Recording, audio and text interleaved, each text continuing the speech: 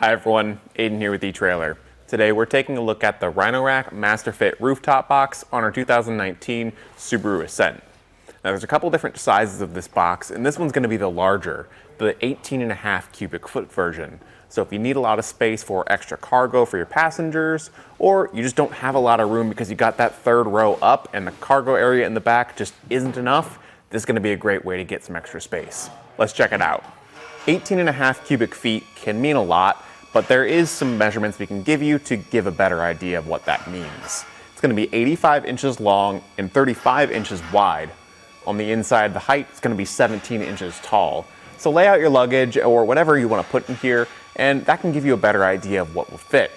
If you want to, you can also check out our full review video to see us actually load it up full of gear and use that as a spatial reference of what might fit. Our clamps are going to be a really wide handhold, which I like a lot, and they're going to be easy to use. Right now they're in the locked position, so I can't turn them. Just press that button to raise it up and open it up to use. I'll open this one and pull it out so you can see what it looks like and how the jaw system works. As I tighten it, those jaws will close down or open up as I loosen it. And they've got tracks in here that I can slide them into to adjust for different crossbar spreads. Now on our Ascent here, it's fitting just fine. And as I tighten it down and lock it up, we're getting a good strong hold onto the crossbars. The other thing in the box is that we have integrated tie-down straps. These will feed through some loops and wrap around our cargo just to secure it and make sure nothing shifts around while we're driving. It does lock up, and when I close it down, we can't remove that key until everything is properly latched and in the locked position. So right now I can't open it up, it's locked up, and as I pop that key in to unlock it, that's where we can open the box and get our stuff inside. So far we've seen it open from the driver's side, but it can also open from the passenger side using that same method with the key and lifting the whole box open. You can see those hinges actually catch the lid as I push it up, so I don't have to walk it up the whole way. It'll just kind of hold itself open right here until I can climb into the doorway and get my stuff in or out.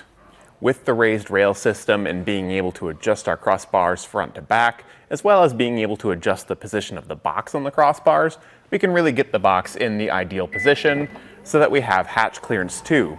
You'll see here, we've got plenty of room, and we didn't end up needing to really reposition it. We just kind of put it up where we already had the crossbars, and it fit just fine. If we need to make adjustments though, we can, and it's easy to do. It's going to be an ABS plastic construction, which for rooftop boxes is pretty much the standard. What isn't necessarily the standard is the textured matte black finish. Pretty much boxes will split 50-50 between that textured finish or a glossy finish. I like the textured myself just because I think it does hold up a bit better over time and it stays looking new for longer. Those glossy ones tend to pick up a lot of fingerprints and a lot more scratches, and they just don't wipe off as easily. With this, it is also going to have a 165-pound weight capacity. When you're looking at that and loading it up, you do want to factor in your roof rack weight capacity and your vehicle weight capacity. And then with that, factor in the weight of the box. After you've done that, just make sure you're not overloading it, and you should be good to go. Overall, I think this is a really great box for the Subaru. It's going to have a great capacity, and the shape of the box is going to lend itself really well to a wide variety of items. That long length is going to work well for skis and snowboards, but the taller height's also going to work well for luggage or bags or camping equipment.